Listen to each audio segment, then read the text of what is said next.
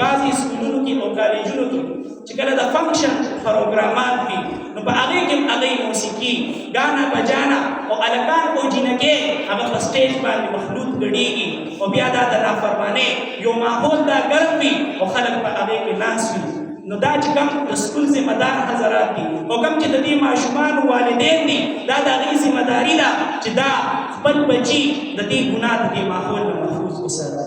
ځکه چې دا بچي سکول ته ځي نو دوی خو تعلیم زده کولو دپاره ځي، دوی خو سکول ته ځي نو دوی خو تعلیم زده کولو دپاره ځي، دوی خو د ګانا بجانا او موسیقي زده کولو دپاره نه ځي. او که دوی موسیقي زده کړي او دوی ګانې باجې زده کړي او دوی ګډاګانې زده کړي نو په دې سره د چا نه خو انجینیر نه جوړېږي، په دې سره د چا نه خو پایلټ نه جوړېږي، دوی په دې سره د چا نه خو یو لوی ډاکټر نه جوړېږي، په دې سره خو د چا نه یو تکړه ماسټر او ټیچر هغه نه جوړېږي. نو چې کله دا خبره هم داسې ده نو بیا ولې موږ او تاسو او دا د سکول چې کوم ذمه دار حضرات دي دوی بیا ولې داسې معاملات هغه مخې ته راوړي؟ نو لہذا دا زموږ او ستاسو ذمه داري ده چې موږ او تاسو په خپله ګناه نه کوو او نور خلک هغه هم د ګناه نه بچ ساتي.